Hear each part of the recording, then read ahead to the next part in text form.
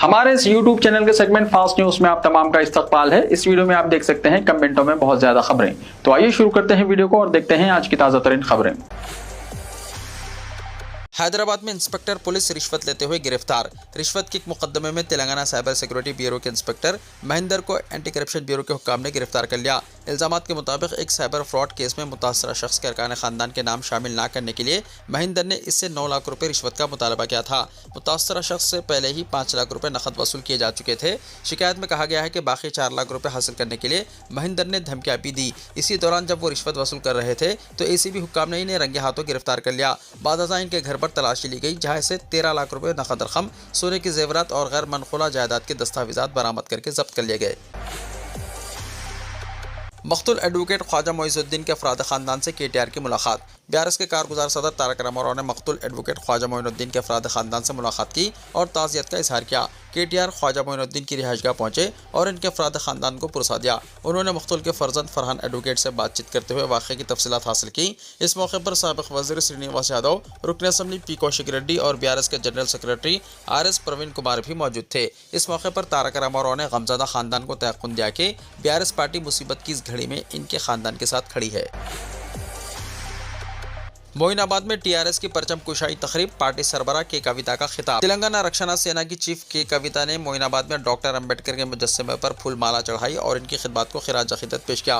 कविता ने TRS का परचम भी लहराया। इस मौके पर खिताब करते हुए कविता ने मोइनाबाद और चिवड़ला के अवाम से कहा कि तेलंगाना में एक नई सियासी ताकत के तौर पर इनकी जमात उभरी है। उन्होंने कहा कि तेलंगाना के क़याम के बाद तमाम मसाइल के हल की उम्मीद थी, लेकिन ऐसा नहीं हुआ और इन्हीं मकासद के हुसूल और तेलंगाना के हुकूक के तहफ़्फ़ुज़ के लिए तेलंगाना रक्षणा सेना काम कर रही है। उन्होंने कहा कि इस इलाके में फी एकड़ ज़मीन की कीमत करोड़ों रुपए तक पहुंच चुकी है और अगर 120 देहात से मुतल्लक़ जियो 111 को ख़त्म किया जाए तो यहाँ के किसानों को फ़ायदा होगा। उन्होंने कहा कि इससे किसानों को अपनी ज़मीन का कुछ हिस्सा फ़रोख्त करने पर मुनासिब कीमत मिल सकेगी। कविता ने कहा कि तमाम सियासी जमातें जियो 111 को ख़त्म करने का वादा करती हैं, लेकिन इख्तिदार में आने के बाद इसे नज़रअंदाज कर देती हैं। उन्होंने यकीन दिलाया कि इनकी जमात इख्तिदार में आने के बाद जियो 111 को ज़रूर ख़त्म करेगी। उन्होंने कहा कि इस इलाके में बड़ी तादाद में किसान और रियल इस्टेट कारोबार से वाबस्ता अफराद मौजूद हैं। उन्होंने इल्ज़ाम आयद किया है कि गंबो मिस्त्री ने खुद को रियल इस्टेट का माहिर करार दिया था, लेकिन इसी कारोबार को नुकसान पहुंचाया। इसीलिए इसके खिलाफ आवाम को जिद्दोजहद के लिए तैयार होना होगा। क्या रमज़ानुल मुबारक के महीने में भी शराब की फ़रोख्त पर पाबंदी आयद की जाएगी? बैरस ओवैसी ने कहा। मुल्क की बाज़ रियासतों में मुख्तलिफ मजहबी त्यौहारों के मौके पर गोश्त की फ़रोख्त पर पाबंदी आयद किए जाने के मामले पर मजलिस के सदर और रुकन पार्लियामेंट बैरस असदुद्दीन ओवैसी ने सख्त रद्दअमल का इजहार किया। उन्होंने सवाल किया कि अगर दीगर मज़ाहिब के त्यौहारों के दौरान गोश्त की फ़रोख्त पर पाबंदी लगाई जाती है तो क्या रमज़ानुल मुबारक के महीने में शराब की फ़रोख्त पर भी पाबंदी आयद की जाएगी? हैदराबाद में मजलिस के मरकजी दफ्तर में ईद मिलाद तकरीब से खिताब करते हुए बैरस ओवैसी ने कहा कि बाज़ मजहबी त्यौहारों के दौरान मखसूस पाबंदी आयद की जा रही है, जिससे बाज़ तबक़ात के साथ इम्तियाजी सलूक का तासुर पैदा हो रहा है। उन्होंने कहा कि आईन हिंद के आर्टिकल 25 के मुताबिक अगर सड़कों पर नमाज अदा करना गलत करार दिया जाता है तो फिर सड़कों पर मुनक्किद होने वाले तमाम मजहबी त्यौहारों और तकरीबात पर भी यकसा तौर पर पाबंदी आयद होनी चाहिए। बैरस ओवैसी ने कहा कि जिस तरह बाज़ त्यौहारों के मौके पर गोश्त की फ़रोख्त रोक दी जाती है, इसी तरह रमज़ानुल मुबारक के पूरे 30 दिनों के दौरान शराब की फ़रोख्त पर भी पाबंदी आयद की जानी चाहिए। इस मौके पर बैरस ओवैसी ने आसाम में यूनिफॉर्म सिविल कोड यानी UCC से मुतल्लिक़ हालिया पेशरफ्त पर भी एतराज़ात का इजहार किया। उन्होंने कहा कि हिंदू शादियों और ख़ानदानी रिवायत से मुतल्लिक़ क़वानीन को मुसलमानों पर मुसल्लत किया जा रहा है। उन्होंने सवाल किया कि अगर UCC कानून से क़बायली बरादरियों को इस्तिस्ना दिया जा सकता है तो फिर दीगर तबक़ात को इससे मुस्तस्ना क्यों नहीं रखा जा रहा? अवैसी ने कहा कि आसाम की आबादी में तकरीबन 12% क़बायली अफराद शामिल है जिन्हें इस कानून से बाहर रखा गया है, जबकि दीगर तबक़ात पर इसे नाफिज किया जा रहा है। उन्होंने मज़ीद कहा कि शादी और ख़ानदानी रिश्तों के हवाले से हिंदू और मुस्लिम क़वानीन में वाज़ेह फ़र्क मौजूद है। हिंदू मज़हब में बास रिश्तों में शादी से मुतल्लिक़ मखसूस क़वायद हैं, जबकि मुसलमानों में ऐसे उसूल नहीं पाए जाते। उन्होंने सवाल किया कि मुसलमानों को इनके मजहबी क़वानीन पर अमल करने से रोकने का इख्तियार हुकूमत को किसने दिया? उन्होंने हुकूमत से मुतालबा किया है कि दीगर मज़ाहिब के शख्सी क़वानीन को मुसलमानों पर मुसल्लत करने की कोशिश न की जाए और मजहबी आज़ादी के आईनी हक़ का एहतराम किया जाए। TG एडसेट के रिजल्ट्स जारी, तलबा को तालिबात पर सबक़त, तमाम टॉप रैंक्स हासिल कर लिए। Telangana education common entrance test के रिजल्ट हफ्ते को जारी कर दिए गए हैं, जिसमें तलबा ने तालिबात पर सबक़त हासिल की और तमाम टॉप रैंक्स अपने नाम कर लिए। ज़िले भद्दादिर कोत्तागुड़म के B अजित कृष्णा ने 2 साला B.Ed कोर्सेस में एडमिशन के लिए मुनक्किदा इस एंट्रेंस टेस्ट में पहला रैंक हासिल किया। इसी तरह P तरुण कुमार सूर्यापेट ने दूसरा और N उदय कुमार रेड्डी ने महबूब नगर से तीसरा रैंक हासिल किया। रिजल्ट वेबसाइट edset.tgche.ac.in पर दस्याब है। अगरचे TG EdSET 2026 के तलबा के मुकाबले में ज़्यादा तालिबात ने रजिस्ट्रेशन कराया और एग्जाम में शिरकत की, ताहम कामयाबी की शरह तलबा में ज़्यादा रही। प्रोफेसर बाला कृष्णा रेड्डी ने कहा कि ये एक दिलचस्प बात है कि जहाँ बेशतर इम्तहानी नताइज में तालिबात नुमाया रहती हैं, वहीं TG EdSET 2026 में तलबा ने न सिर्फ ज़्यादा कामयाबी की शरह हासिल की बल्कि टॉप 10 रैंक्स भी अपने नाम कर लिए। दोस्त के दूसरे मरहले के लिए सीटें मुख्तस। डिग्री ऑनलाइन सर्विसेज तेलंगाना यानी दोस्त 2026 के दूसरे मरहले में मुख्तस की गई सीटें आज जारी कर दी गई हैं, जहां 52,302 तलबा को सीटें हासिल हुई। जुमला 46,504 नए उम्मीदवारों ने दूसरे मरहले की काउंसलिंग के लिए रजिस्ट्रेशन करवाया था। ज़्यादा 60,439 उम्मीदवार बशमूल पहले मरहले के उम्मीदवारों ने वेब ऑप्शन का इंतखाब किया। 52,302 उम्मीदवारों में से 7,737 ने बेहतर इंतखाब के लिए दोबारा रुजू किया था, जिन्हें सीटें मुख्तस की गईं। जिन तलबा को सीटें मुख्तस की गई हैं, इनमें 31,445 तलबा को इनकी पहली तरजीह के मुताबिक सीट दी गई हैं, जबकि 20,857 तलबा को दूसरी और दीगर तरजीहात की बुनियाद पर सीटें मुख्तस की गईं। 8,137 तलबा को सीट मुख्तस नहीं की जा सकी क्योंकि उन्होंने महदूद वेब ऑप्शन का इंतखाब किया था। 21,431 तलबा ने BCom में दाखिले को तरजीह दी है, जबकि 15,245 तलबा ने फिजिकल साइंस और 9,664 तलबा ने लाइफ साइंसेज, 5,955 तलबा ने आर्ट्स में सीटों का इंतखाब किया। अखिलती तलबा के लिए चीफ मिनिस्टर ओवरसीज स्कॉलरशिप के तहत ऑनलाइन दरख्वास्तें तलब की गई हैं। ज़िला अखिलती बहबूद ऑफिसर M रशीद ने प्रेस नोट जारी करते हुए कहा है कि महकमा अखिलती बहबूद रियासत तेलंगाना के ज़ेर एहतमाम chief minister overseas scholarship scheme spring season 2026 के तहत बैरूनी मुल्क में आला तालीम यानी पोस्ट ग्रेजुएट PhD हासिल करने वाले अखिलती तलबा मुस्लिम, क्रिश्चन, सिख, जैन, बुद्ध, पारसी से ऑनलाइन दरख्वास्तें तलब की जा रही है। उन्होंने कहा कि बैरूनी ममालिक अमेरिका, बरतानिया, Australia, Canada, Singapore, Germany, south Korea, Japan, France और न्यूजीलैंड की मुसल्लमा यूनिवर्सिटीज़ में 1 जनवरी 2026 से 30 जून 2026 तक पोस्ट ग्रेजुएट या PhD में तालीम हासिल करने के लिए दाखिला लेने वाले और हुकूमत की तमाम अहलियत से मुताल्लिक़ कवायद की तकमील करने वाले अहल उम्मीदवार अपनी दरख्वास्तें वेबसाइट www.telanganaepass.cgg.gov.in पर दाखिल कर सकते हैं।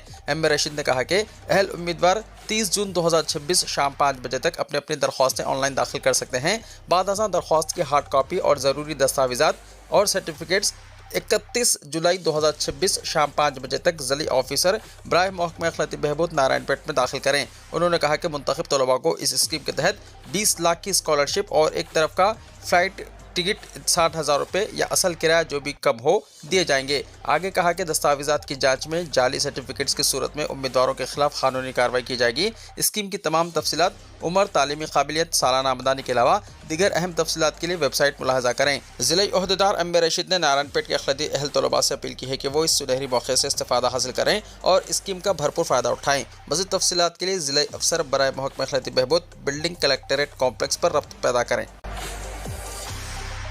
रियासत में 1 जून से बारिश की पेशकाशी। रियासत में मौसमी हालात में तब्दीली की पेशकाशी की गई है। महकमा मौसमियात ने इत्तला दी है कि गुज़िश्ता चंद हफ्तों से रियासत में जो गर्मी की लहर जारी थी, इसमें आहिस्ता आहिस्ता कमी आएगी। महकमा मौसमियात ने अगरचे इतवार यानी 31 मई को खम्मम, आसिफाबाद, मंचरियाल, करीमनगर, पेद्दापल्ली, महबूबाबाद, वरंगल और हनमकुंडा के लिए गर्मी की लहर की वार्निंग जारी की है। तहम दीगर अजला में दर्जा हरारत में कमी हो सकती है। महकमा मौसमियात ने बताया कि 1 जून से रियासत के बास मुकामात पर 40 से 50 किलोमीटर फ़ी घंटे की रफ्तार से हवाओं के साथ गरज और चमक के साथ बारिश होगी। गाय को कौमी जानवर करार देने की कोई तजवीज़ ज़ेर गौर नहीं, मेघवाल ने कहा। मुल्क भर में गाय के ज़बीहा पर पाबंदी नहीं की जाएगी, वज़ीर क़ानून का बयान। मरकज़ी मुमलिकती वज़ीर क़ानून अर्जुन राम मेघवाल ने कहा है कि फ़िलहाल गाय को कौमी जानवर करार देने या गाय के ज़बीहे पर मुल्क गिर पाबंदी आयद करने की कोई तजवीज़ मरकज़ के ज़ेर गौर नहीं है। इस तरह के मुतालबात मुख्तलिफ ग्रोहों की तरफ से उठाए जाने का नोट लेते हुए वज़ीर क़ानून ने कहा कि गाय के ज़बीहे से मुतल्लिक़ क़वानीन रियासतों में मुख्तलिफ होते हैं और फ़ैसले अक्सर मुक़ामी तहफ़्फ़ुज़ात की बुनियाद पर लिए जाते हैं। गाय को कौमी जानवर का दर्जा देने और मुल्क भर में गाय के ज़बीहे पर पाबंदी पर एक सवाल का जवाब देते हुए मेघवाल ने कहा कि इस तरह की नुमाइंदगी अरकान पार्लियामेंट और हुकूमत को बाकायदगी से की जाती है। उन्होंने कहा कि मुख्तलिफ तंजीमें इन मसाइल पर काम करती रहती हैं और अरकान पार्लियामेंट से भी रुजू करती हैं। लोग दरख्वास्त जमा कराते हैं और ये कहते हैं, नुमाइंदगी करते हैं कि ऐसे इक़दाम किया जाना चाहिए। ताहम वज़ीर क़ानून ने कहा कि ऐसी कोई तजवीज़ फ़िलहाल मरकज़ी काबीना के ज़ेर गौर नहीं है। उन्होंने कहा कि अभी तक हमारे सामने ऐसा कोई मामला नहीं है जो काबीना के ज़ेर गौर हो। अगर किसी भी वक्त कोई तजवीज़ ऐसे मरहले पर पहुँच जाती है जिसमें हुकूमती फ़ैसले या काबीना के गौर व खौस की ज़मानत हो तो हम आपको मुतल्ला करेंगे। पेट्रोल, डीजल और एलपीजी के बाद बिजली भी महंगी। उत्तर प्रदेश में फ्यूल सरचार्ज में 10% इजाफा। उत्तर प्रदेश में शदीद गर्मी, बढ़ती हुई बिजली की तलब और महंगाई के दबाव के दरमियान आवाम को एक और बड़ा मुआशी झटका लगा है। Uttar Pradesh power corporation limited यानी यूपीपीसीएल ने बिजली के बिलों पर 10% फ्यूल सरचार्ज आयद करने का ऐलान किया है, जिसके बाद सारिफिन को जून के बिलों में इजाफी रकम अदा करनी होगी। महकमाना ज़राए के मुताबिक ये इजाफा अब तक के सबसे बड़े फ्यूल सरचार्ज में शुमार किया जा रहा है। नई शरह के तहत सारिफिन को हर 100 रुपए के बुनियादी बिजली बिल पर 10 रुपए इजाफी अदा करने होंगे। मिसाल के तौर पर अगर किसी सारिफ का बिजली बिल 3000 रुपए आता था तो अब इसे 300 रुपए मजीद अदा करना पड़ेंगे। हुक्काम का कहना है कि ये सरचार्ज मार्च महीने के बकाया ईंधन अखराजात की वसूली के लिए लगाया गया है, जिसे जून के बिजली बिल में शामिल किया जाएगा। पावर कॉरपोरेशन के इशारों से यह भी जाहिर होता है कि आने वाले महीनों में सरचार्ज की शरह मजीद बढ़ सकती है, जिससे सारिफिन के लिए बिजली के अखराजात में मजीद इजाफा मुतवक्को है। डीके शिव कुमार का 3 जून को बहैसियत चीफ मिनिस्टर हलफ। कर्नाटका कांग्रेस लेजिस्लेचर पार्टी के नए कायद मुंतखब होने वाले डीके शिव कुमार 3 जून को रियासत के नए चीफ मिनिस्टर के तौर पर हलफ लेंगे। कल कांग्रेस मुकर्ररा पार्टी रहनुमा मुंतखब होने के बाद शिव कुमार ने राजभवन पहुंचकर गवर्नर थावर चंद गहलोत से मुलाकात की और हुकूमत तश्कील देने का बाज़ाब्ता दावा पेश किया। इस मौके पर सबकदोश चीफ मिनिस्टर सिद्धरमैया और कांग्रेस के दीगर सीनियर रहनुमा भी मौजूद थे। गवर्नर ने शिव कुमार का दावा कबूल करके इन्हें हुकूमत बनाने की दावत दी। राजभवन से जारी इत्तलात के मुताबिक वो 3 जून को शाम 4 से 5 बजे के दरमियान चीफ मिनिस्टर का हलफ उठाएंगे। बीकानेर में खतरनाक रेत का तूफान। राजस्थान के बीकानेर शहर में कल एक खतरनाक रेती का तूफान उठा, जिसके नतीजे में दिन के वक्त भी अंधेरा छा गया और आसमान में धुएं की कैफियत पैदा हो गई। इस वाक़े के वीडियो सोशल मीडिया पर तेजी के साथ वायरल हो गए, जिनमें देखा जा सकता है कि एक जर्द धूल की दीवार जैसी बीकानेर की सिमत बढ़ती देखी गई। इस रेतीले तूफान की वजह से सड़कों पर बसारत बहुत कम हो गई थी और शहर भर में अंधेरा जैसा छा गया था। कई शहरी खौफ के आलम में पनाह के लिए दौड़ पड़े, घरों और दुकानों में घुस गए। कई इलाकों में खौफ की लहर पैदा हो गई थी। बाजारों में अफरा तफरी मच गई थी और ताजिरों ने दुकानें फौरन बंद कर दी और पैदल राहरू खुद को बचाने के लिए दौड़ पड़े। हवा इंतहाई तेज रफ्तारी से चल रही थी, जिसके नतीजे में शहर में मामूल की सरगर्मियां मुतासिर हो गईं। कई मुकामात पर दरख्तों की टहनियां टूटकर गिरने के वाक़यात भी पेश आए। महकमे मौसमियात ने अवाम को घरों में रहने और एहतियात बरतने की अपील की और कहा कि वो गैर ज़रूरी सफर से गुरेज करें। राजस्थान के कई अजला में गुज़िश्ता 24 घंटों से तेज हवाएं चल रही हैं और गरज चमक का भी सिलसिला चल रहा है। बीकानेर, जयपुर, अजमेर, भरतपुर, कोटा, जोधपुर और उदयपुर में भी तेज रफ्तार हवाएं चल रही हैं। इसके अलावा दिल्ली और यूपी के इतराफ़ के अजला में तेज़ हवाओं और गरज चमक की इत्तलात हैं। क्यूट यूजी में तकनीकी खराबी से ताख़िर। नेशनल टेस्टिंग एजेंसी यानी एनटीए ने कहा है कि क्यूट यूजी 2026 के 3700 से ज़्यादा उम्मीदवारों को अंडर ग्रेजुएट एडमिशन के लिए मुनक्किदा एंट्रेंस एग्जाम में दोबारा शिरकत का मौका दिया जाएगा, जो हफ्ते के दिन टेस्ट की पहली शिफ्ट के आगाज़ में तकनीकी खराबी की वजह से ताख़िर के बाद इम्तिहानी मराकिज़ से रवाना हो गए। इस खलल अंदाजी के बाद एग्जाम के औकात पर मुतासरा मराकिज़ में नज़रसानी की गई और बेशतर उम्मीदवारों तकरीबन 95% ने एग्जाम तहरीर किया। एनटीए ने एक्स पर कहा कि 3765 उम्मीदवारों ने बायोमेट्रिक रजिस्ट्रेशन कराया, लेकिन इम्तिहान शुरू होने से पहले रवाना हो गए। इन उम्मीदवारों के लिए एनटीए दोबारा एग्जाम मुनक्किद करेगी। नई तारीख और तफसीलात का अलहदा ऐलान किया जाएगा। एनटीए ने एक्स पर कहा है कि हम जानते हैं कि आज के अफसोसनाक तकनीकी खलल की वजह से बास उम्मीदवारों को तकलीफ हुई। विश्वगुरु होने का दावा, अभी तक मुल्क में एक भी एग्जाम नहीं करवा पा रहे हैं। क्यूट यूजी एग्जाम में खामियों पर राहुल गांधी का तंज। कॉमन यूनिवर्सिटी एंट्रेंस टेस्ट यानी क्यूट यूजी 2026 के दौरान मुल्क के कई इम्तिहानी मराकिज़ पर पेश आने वाली तकनीकी खराबी ने एक बार फिर इम्तिहानी निज़ाम पर सवालात खड़े कर दिए हैं।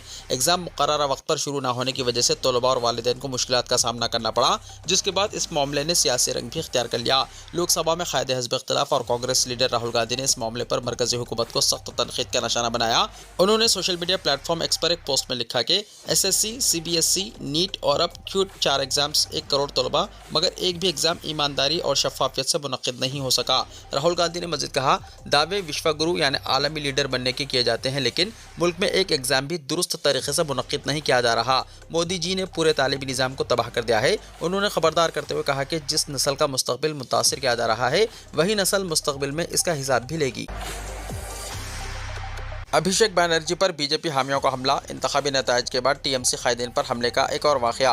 तृणमूल कांग्रेस लीडर अभिषेक बैनर्जी के साथ उस वक्त धक्कम-पेल की गई और इन पर अंडे फेंके गए जब वो माबाद इंतखाबात तशद्दुद से मुतासरा पार्टी कारकुनों से मुलाकात के लिए गए थे। ये वाक़या जनूबी 24 परगना के सोनापुर में पेश आया। तृणमूल कांग्रेस के बाज़ कारकुनों ने इल्ज़ाम लगाया था कि इंतखाबात में शिकस्त के बाद सियासी मुखालिफिन ने इन्हें निशाना बनाया था। टीएमसी लीडर पार्टी के एक महलूक कारकुन के मकान जा रहे थे। साबिक़ चीफ मिनिस्टर ममता बनर्जी के भतीजे अभिषेक बैनर्जी का सामना हुजूम से हुआ, जिसने चोर चोर के नारे लगाए। इस वाक़े का वीडियो सोशल मीडिया पर वायरल हो गया। अभिषेक बैनर्जी हेलमेट पहने हुए थे और नारेबाजी में मसरूफ अफराद के हुजूम से गुजरे, जिन्हें धकेला गया और इन्हें पकड़कर खींचा गया। पुलिस मुकाम पर पहुंची और टीएमसी लीडर को बाहर निकाला। बीजेपी ने तृणमूल कांग्रेस कायदीन के इन इल्जामात को मुस्तरद कर दिया कि इस वाक़े में हुक्मरान जमात मुलव्विस है। बंगाल बीजेपी के सदर सामुक भट्टाचार्य ने कहा कि धक्कम-पेल और अंडे फेंकने के वाक़े में बीजेपी का कोई रोल नहीं है। अवाम अच्छी तरह से जानते हैं कि तृणमूल ने रियासत में गुज़िश्ता 15 साल कैसे हुकूमत की। तृणमूल को कोई हक नहीं है कि वो ऐसे कोई इल्जामात लगाए। बैनर्जी ने महलूक टीएमसी कारकुन के खानदान से मुलाकात करते हुए कहा कि देखिए, इन लोगों ने मेरे साथ क्या किया है। ये मनसूबाबंद था। इलाके में कोई पुलिस नहीं थी। ये लोग मुझे मारना चाहते थे। मैं उस वक्त तक इस जगह को नहीं छोड़ूंगा जब तक पुलिस फोर्स नहीं आ जाती और मुतासर खानदानों की हिफाजत नहीं करती। अभिषेक बैनर्जी पर हमले को लेकर राहुल गांधी बरहम। मगरबी बंगाल के सोनापुर में तृणमूल कांग्रेस के रुकने पार्लियामेंट अभिषेक बैनर्जी पर हमले पर मुख्तलिफ सियासी जमातों के रहनुमा रद्दमल का इजहार कर रहे हैं। राहुल गांधी ने भी इस वाक़े पर रद्दमल का इजहार किया। राहुल गांधी ने कहा कि सोनापुर में रुकने असम्बली अभिषेक बैनर्जी पर हमला इंतहाई काबिल मजम्मत है।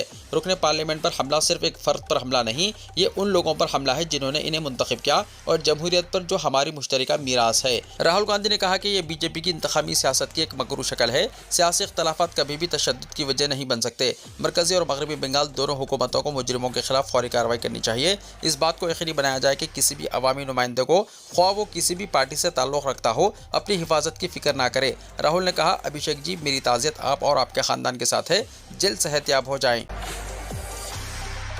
तारीख़ी इब्राहिमी मस्जिद को गैर मुअय्यना मुद्दत के लिए बंद किया गया। इसराइल की जानिब से एक और खुली इश्तियाल अंगेज़ी। इसराइली फ़ौज ने अल खलील शहर में वाक़ तारीख़ी इब्राहिमी मस्जिद को गैर मुअय्यना मुद्दत के लिए बंद कर दिया और नमाजियों को बंदूक की नोक पर बाहर निकाल दिया। तफसीलात के मुताबिक सहयूनी फोर्सेस की जानिब से एक और खुली इश्तियाल अंगेज़ी सामने आई है। इसराइली फ़ौज ने मकबूजा मगरबी किनारे के तारीख़ी शहर अल खलील में वाक़ मुसलमानों की तारीख़ी और मुक़द्दस तरीन मस्जिद इब्राहिमी को गैर मुअय्यना मुद्दत के लिए मुकम्मल तौर पर बंद कर दिया है। इस जाबिराना इक़दाम के बाद पूरे फ़लस्तीन और मकबूजा मगरबी किनारे में शदीद गम और गुस्से की लहर दौड़ गई।